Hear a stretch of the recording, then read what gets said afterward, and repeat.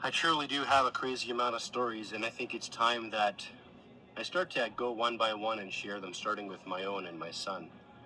The fact that I have two sons, one is passed away, and one is, well, he's in his early 20s, completely alienated since he was just over 4 years old.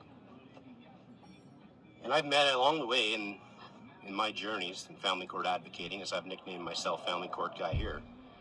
I've spent so much time in the family court, sitting in it or filing in it or paying into it or something, that I think that the documents and the disclosure and the evidence that I have to support that is worth something.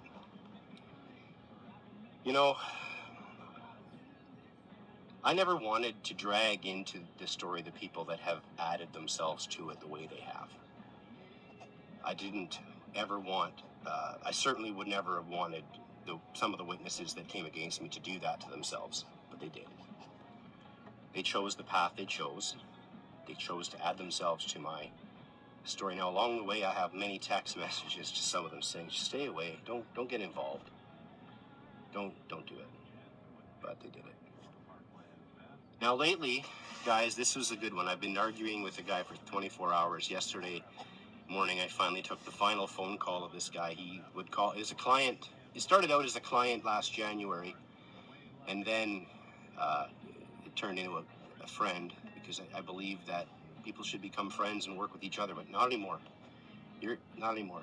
But anyways, this gentleman, he has a record of calling down the system, and he belongs to many groups that denounce the system and think that the system's slavery when you do anything in it. And here he goes running around using the system now, falsifying information. What he wanted me to do for him was become a false witness. He wanted me to basically become what people have done to me, and I said, no, I can't do that for you. And it turned into a huge shitstorm.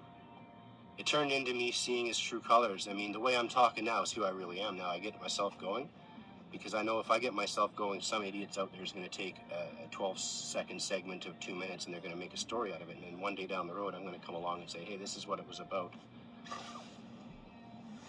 Nobody even saw it coming. Now listen, I have questions. Some of my posts I put up are definitely, they look like I'm losing it, but I'm not. I want to see who's losing it by taking those posts and twisting them up. That's the real kicker here, folks. That's part of my story. And the amount of people that have judged me from a post rather than message me, the amount of people that have unfriended me rather than message me, it's absolutely crazy.